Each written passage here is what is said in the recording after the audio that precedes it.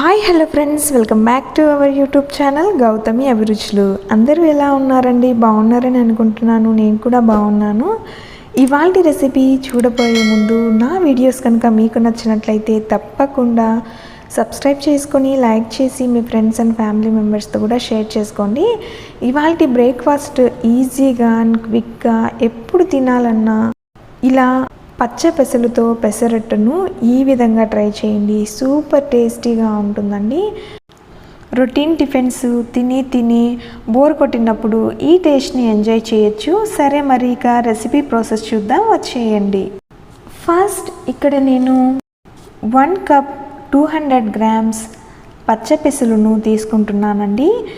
పెసలతో పాటు దోశ క్రిస్పీగా రావటం కోసం 2 స్పూన్స్ రైస్ని అండ్ 1 స్పూన్ ఉద్దిపప్పు, 2 స్పూన్స్ పచ్చిశనగపప్పును కూడా యాడ్ చేశాను. ఇలా వేసుకుంటే దోశ టేస్టీగా ఉంటుందండి.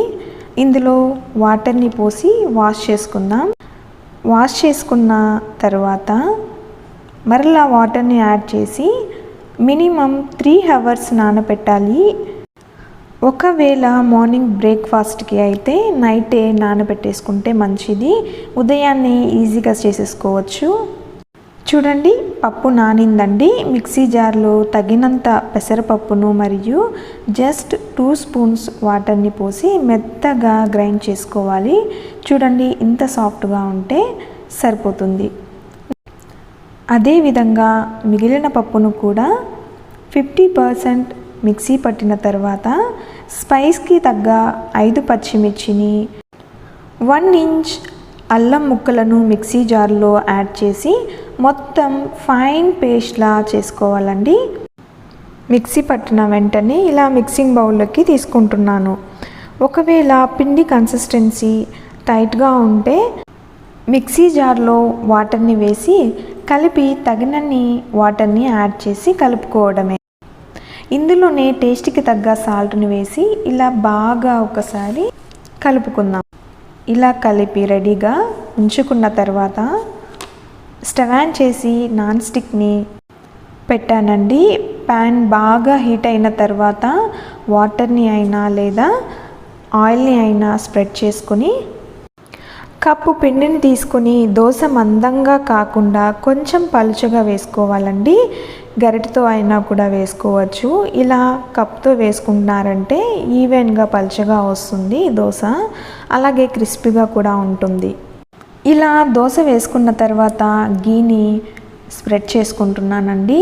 ఈ ప్లేస్లో మీరు ఆయిల్ని కూడా వేసుకోవచ్చు. ఇలా స్ప్రెడ్ చేసుకున్న తర్వాత ఆనియన్, క్యారెట్, కొత్తిమీర సన్నగా తురిమి దోశ పైన గార్నిష్ చేసుకోండి. తినడానికి చాలా బాగుంటుంది. దోశ కాలిన వెంటనే ప్లేట్లోకి తీసుకుందాం. అదేవిధంగా మీకు కావలసిన దోశలను వేసుకొని సర్వ్ చేసుకోవడమే. ఈ పెసరట్టు డయాబెటీస్ పేషెంట్స్కి అయితే ఎప్పుడు పుల్కాలు చపాతీలు తిని బోర్ కొడుతుంటుంది కదా, వారు బ్రేక్ఫాస్ట్, లంచ్, డిన్నర్కి అయినా కూడా ఇలా ఈజీగా ప్రిపేర్ చేసేసుకోవచ్చు. అలాగే వెయిట్ లాస్ అవ్వాలనుకున్న వారు కూడా ఈ రెసిపీని ట్రై చేయొచ్చండి. హెల్ప్ఫుల్గాను. ఈ పెసరట్టు వలన ప్రోటీన్, ఫైబర్ కూడా ఎక్కువగా ఉంటుంది పుల్కాలతో సమానంగా. సో ఇలా ఈ టేస్ట్ని ఎంజాయ్ చేసేయచ్చు. ఓకే, మరి పెసరట్టు రెడీ కదా. వీటిని వేడిగా తింటేనే బాగుంటాయండి. నేనైతే పల్లీల చట్నీ విత్ కారంతో సర్వ్ చేసుకుంటున్నాను. ఏ కర్రీస్కి అయినా సూపర్ టేస్టీగా ఉంటుంది ఈ పెసరట్టు. చూసారుగా ఫ్రెండ్స్, నా రెసిపీ మీకు నచ్చిందా? అయితే తప్పకుండా సబ్స్క్రైబ్ చేసుకుని లైక్ చేసి మీ ఫ్రెండ్స్ అండ్ ఫ్యామిలీ మెంబర్స్తో కూడా షేర్ చేసుకోండి. మరిన్ని రెసిపీస్తో మళ్ళీ కలుద్దాం. Thanks for watching. బాయ్.